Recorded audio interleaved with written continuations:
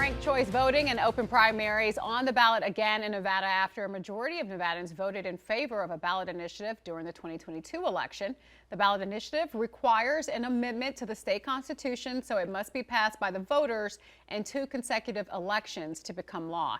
If the ballot measure passes this year's election, it will then go into effect starting with the 2026 election. Now, proponents of the law say that open primaries and ranked choice voting will give Nevadans more options in the general elections and reduce the influence of special interest group funding.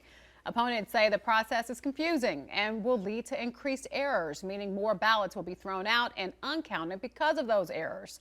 So how would the open primary and ranked choice voting system work here in Nevada? And what could we expect if this measure passes? So to answer all those questions, we have attorney Matthew Hoffman with us. He's with Battle-Born Injury Lawyers. And this is one that time and time again, people are like, wait, what are we trying to do here? Yeah, especially on the ranked choice. Yeah. Like, how does it work? So I think we start there. So ranked choice, and it's really hard to explain, but it's not. Think of it this way. Whoever you're voting for second as your second choice is your backup. So the way it would work is that everyone picks their number one choice. And they collect all the ballots and they say, okay, this person got the most number one choices. This person got the second most, third, fourth, fifth. If the first place, that got the most first place votes, doesn't get 50%, then the fifth place is out. And the fifth place, everyone that voted second, whoever their second choice is for that person, that candidate gets the number one votes of the fifth choice. And then they recalculate. So when you vote, whoever you pick second is getting your first place vote if your person doesn't win. And then they recalculate it until somebody gets 50% of the vote. Now, is that confusing? Absolutely. Right. It is confusing. Even hearing you say it, I'm sure a lot of people are like, wait, say what? Yeah, exactly. But it's like, under the current system, it's a plurality. Whoever gets the, if you're not first, you're last, right? Whoever gets the most wins, period. This allows people to say, look, maybe I want to vote for a Green Party candidate.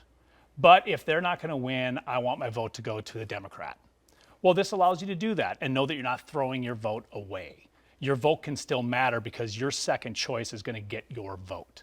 That's the idea, is to get more engagement, to get people to be able to say, well, I don't like either candidate. I want to vote for this third party, but I know now that if I can put a second choice and if my person doesn't win, my vote still counts. That's the concept. And that's what they've done in Alaska. That's what they've done, I think, in Maine. I know Maine has open primaries. Yeah.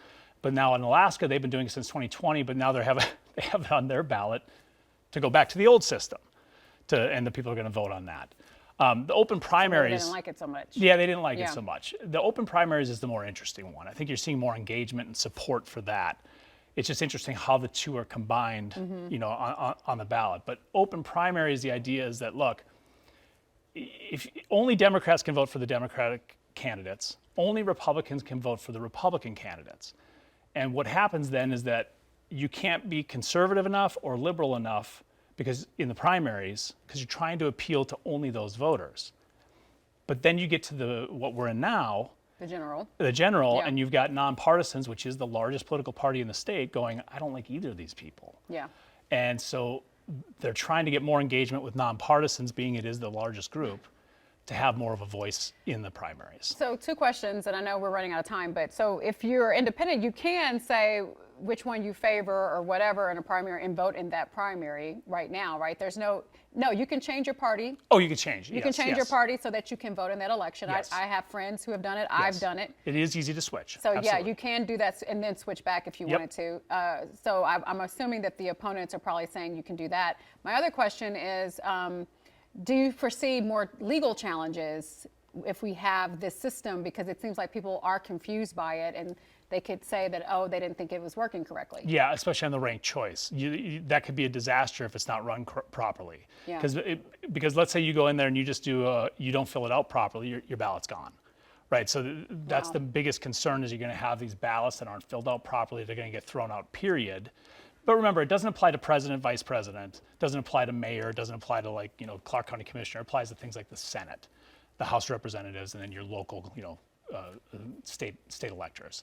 So, but that's one of the big concerns is that how is this going to be explained to voters so that we don't have tons and tons of votes being thrown out? It barely passed in 2022. We'll see if it passes in 2024. But if it does, they're going to need to educate voters on how this all works. Yeah, there'll be lots of education going forward, but they would have a couple of years to do that. Yes, they would. Yeah. You think they could do it. All right. Thanks so much for breaking it down for us.